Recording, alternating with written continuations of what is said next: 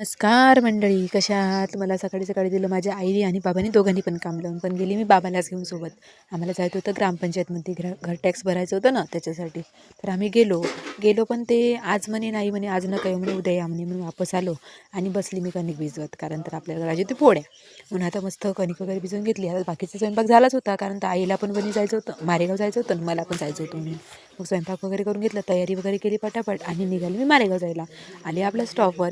एक ॲटो होता, पण तो ॲटोवाल्याला टाईम होता म्हणून काय, आता कोणाची तरी गाडी भेटली, आली कशी तरी मग मारेगावला तर आली. पण आता काय, आपल्याला कॉलेजमध्ये जायचं होतं, कॉलेजमध्ये वगैरे आली, थोडा वेळ थांबली, कॉलेजमधलं वगैरे काम करून घेतलं. काही नाही, आपल्या फ्रेंडला एका भेटायचं होतं, तिला भेटून घेतलं आणि मग निघाले आपल्या लोकेशनवर, कारण तर आपल्याला आज होते बनवायचे रील.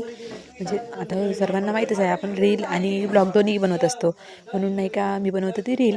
आता मी तर थोडासा माझा परिचय वगैरे देऊन दिला त्याला रीलवाल्याला आणि मग आम्ही बनवायला लागलो रील. आता हे बघा तुम्ही, म्हणजे माझा ह्यावाला लुक पाहून तुम्ही समजू शकता मी कोणती रील बनवणार आहे. तर मग काय झालं आमचं शूट वगैरे, आम्ही आलो नाश्ता करायला. हे बघा कशी लाजत आहे, तिला नूडल्स खूपच आवडते म्हणते, पण खाता येत नाही.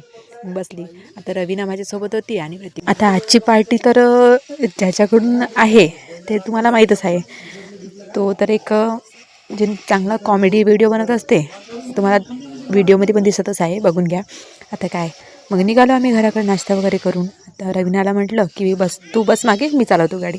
आता डिसेंबर आहे म्हणून काय झालं, चालवायची. चला मग भेटू नेक्स्ट ब्लॉगमध्ये.